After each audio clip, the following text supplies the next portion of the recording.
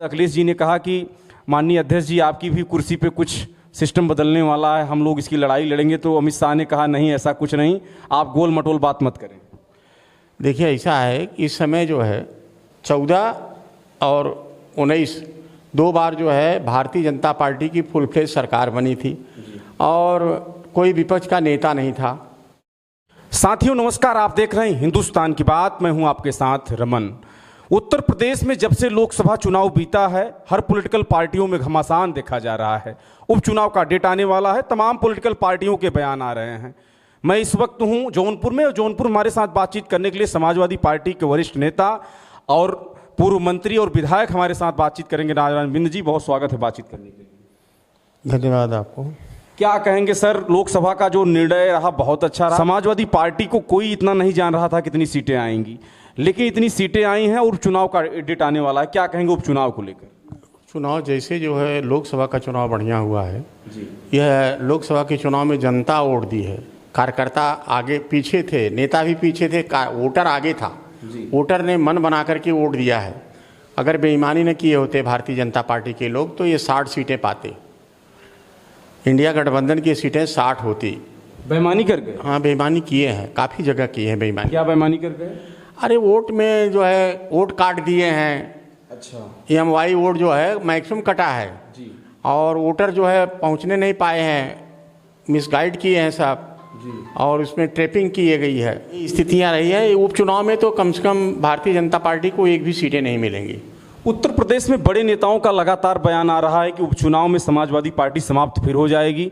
हालांकि जो उनके बड़बोले नेता हैं केशव प्रसाद मौर्य, उनका तो बयान उल्टा ही रहता है। बड़बोले नेता क्या, केशव प्रसाद मौर्य को तो ये समझ में नहीं आ रहा है। वो तो चुनाव भी हार गए थे और झगड़ा किए हुए हैं केंद्र और प्रदेश में जो है मुख्यमंत्री बनने के लिए। प्रदेश अध्यक्ष थे तब इनको बना करके प्रदेश अध्यक्ष घुमाया गया था भाजपा के द्वारा, और ये स्टूल मंत्री रहे। कभी भी जो इनको बड़ा सम्मान नहीं मिला है भाजपा में इनको कोई सम्मान नहीं मिला है। क्या माने अखिलेश जी कहते हैं कि 100 लाओ, सरकार बनाओ, मुख्यमंत्री बनो, मानसून ऑफर चल रहा है। तमाम ऐसे बयान और तमाम ऐसे ऑफर अखिलेश जी दे रहे हैं केशव प्रसाद। इनके बस की बात नहीं है। ये 100 विधायक तोड़ ही नहीं सकते हैं, किसी कीमत में नहीं तोड़ पाएंगे। जो खुद ही चुनाव हार गया था तो वो क्या दूसरों को तोड़ पाएगा? इसीलिए तो अखिलेश नहीं कह रहे हैं। अब हो सकता है। उत्तर प्रदेश की जो सियासत है सर, लगातार इस पर चर्चा है। सदन में भी आज अमित शाह बनाम अखिलेश कही कहा हुई, और जो बिल आया है बिल को लेकर अखिलेश जी ने कहा। इसके बाद अखिलेश जी ने कहा कि माननीय अध्यक्ष जी आपकी भी कुर्सी पे कुछ सिस्टम बदलने वाला है, हम लोग इसकी लड़ाई लड़ेंगे। तो अमित शाह ने कहा नहीं, ऐसा कुछ नहीं, आप गोल मटोल बात मत करें। देखिए, ऐसा है कि इस समय जो है 14 और 19 दो बार जो है भारतीय जनता पार्टी की फुल फ्लेज सरकार बनी थी और कोई विपक्ष का नेता नहीं था। उस बार 14 में जो है सब मिला करके कांग्रेस जो है 40 सीट पाई थी, और इस बार और दूसरी बार जो है उन्हें 52 पाई। वो भी का नाम 10% नहीं पाई थी, इसलिए जो है नेता प्रतिपक्ष कोई नहीं था। इस वजह से जो है केंद्र में मनमाने ढंग से इनकी चलती थी। इस बार इंडिया गवर्नमेंट की जो है अंकुश लगा हुआ है। गवर्नमेंट जो है बहुत सोच समझ करके कोई काम कर पाएगी। यानी नेता प्रतिपक्ष होने का प्रभाव रहता है? नेता प्रतिपक्ष होने से डर लगता है ना। गवर्नमेंट जो है अंकुश लगता है, गवर्नमेंट सही ढंग से चलती है, गलत बिंदुओं पे मनमाना गिरी नहीं कर पाएंगे। अब चंद्रबाबू नायडू और जेडीयू भी इस समय मैं देख रहा हूँ सपोर्ट कर रही है अखिलेश जी। चंद्रबाबू नायडू और आपके बिहार के नीतीश कुमार जी अगर ये अपना समर्थन वापस ले, सरकार गिर जाएगी। आज अखिलेश जी ने भी यही कहा है। लेकिन यह लोग जो है लालच में पड़े हुए कि इनको केंद्र विशेष राज्य का दर्जा दे देंगे। दर्जा तो नहीं दिए। चंद्रबाबू नायडू को कुछ पैकेज मिला है विकास के नाम पे, अलग बात है। जब तक राज्य का दर्जा नहीं मिलेगा, स्पेशल दर्जा नहीं पाएंगे तो बेकार है, वहाँ की प्रगति नहीं हो पाएगी। क्या माने उपचुनाव पर चर्चा सर लगातार हर पॉलिटिकल पार्टी की बढ़ी हुई है, कितनी सीटें आप ले आ पाएंगे? मैं आपसे जानना चाहता हूँ। अयोध्या की भी सीट अभी बाकी है, और अवधेश जी वहाँ से जब लोकसभा का चुनाव जीत गए। जब तक जो है टिकट क्लियर नहीं होगा, कैंडिडेट के ऊपर भी काफ़ी डिपेंड करता है, क्योंकि PDA के अनुसार ही माननीय जी जो है टिकट देंगे और बैलेंस करके अगड़े पिछड़े दलित शोषित उपेक्षित वंचित सबको लेकर चलेंगे, तब जाकर के हमारा गठबंधन बहुत बढ़िया रहेगा और गठबंधन को साथ में भी लेंगे। देखिए, हमारे साथ बातचीत कर रहे हैं नारायण बिंद जी, समाजवादी के वरिष्ठ और ईमानदार नेता हैं, इनसे मैं बातचीत कर रहा हूं। सर, जिस तरह से आप पुराना अनुभव रहा है, लोकसभा स्पीकर की पहले बयानबाजी कुछ अलग रहती थी। जब से नेता प्रतिपक्ष राहुल जी बने हैं, बहुत कंट्रोल सिस्टम चल रहा है।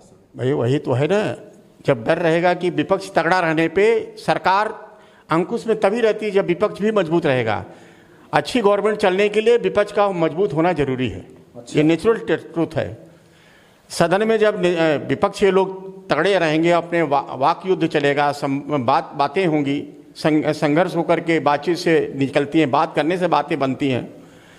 और 2 बार जो है 2 टर्म में जो है कोई विपक्ष का नेता ही नहीं था। क्या माने अखिलेश जी नेता प्रतिपक्ष थे, विधानसभा आपके लखनऊ उत्तर प्रदेश में लगातार अपनी बातों को बुलंद करते थे, माता प्रसाद पांडे बने हैं, कोई कमजोरी तो नहीं देखी जाएगी? कोई कमजोरी नहीं। माता प्रसाद पांडे जी भी सीनियर मेंबर हैं। नेताजी माननीय मुलायम सिंह जी जो हम लोगों के नेता रहे, उनके जो है मार्गदर्शन, उनके साथ रहने वाले लोगों से संस्थापक समाजवादी हैं। इसलिए अगड़े पिछड़े दलित शोषित उपेक्षित सबको लेके चलते हैं, बहुत बैलेंस करके चलेंगे। और अगड़ों में जो है ब्राह्मण समाज के लोगों को बड़ी उपेक्षा भाजपा में कर रही है। तो भाजपा माननीय जी का निर्णय देखिए, अपनी गवर्नमेंट में 12 में इनको स्पीकर बनाए थे और इस बार जो नेता प्रतिपक्ष भी बनाए हैं। बड़ा सवाल है सर, ब्राह्मण चेहरा को ले आना पीडीएम में, इस बात को लेकर क्या कहेंगे? इस बात को लेकर के कि ये न आरोप लगा सके विपक्ष के सत्ता पक्ष के लोग जो कि समाजवादी समाजवादी हाँ नहीं, समाजवादी पार्टी नहीं। पहले तो ये कहते थे एमवाई की पार्टी है, परिवारवाद पार्टी थी। अब जिसके पास कोई परिवार है तो कहाँ से परिवार पैदा करेगा? न तो प्रधानमंत्री के पास कोई परिवार है, न मुख्यमंत्री के पास परिवार है। तो परिवार विहीन लोग हैं तो क्या जाने परिवार का महत्व। चलिए देखिए, हमारे साथ बातचीत कर रहे थे राजनारायण बिंद जी। छोटा इंटरव्यू मैंने किया है और आगे इनके वीडियो को मैं आप तक परोसता रहूंगा। तब तक देखते रहे हिंदुस्तान की बात। नमस्कार।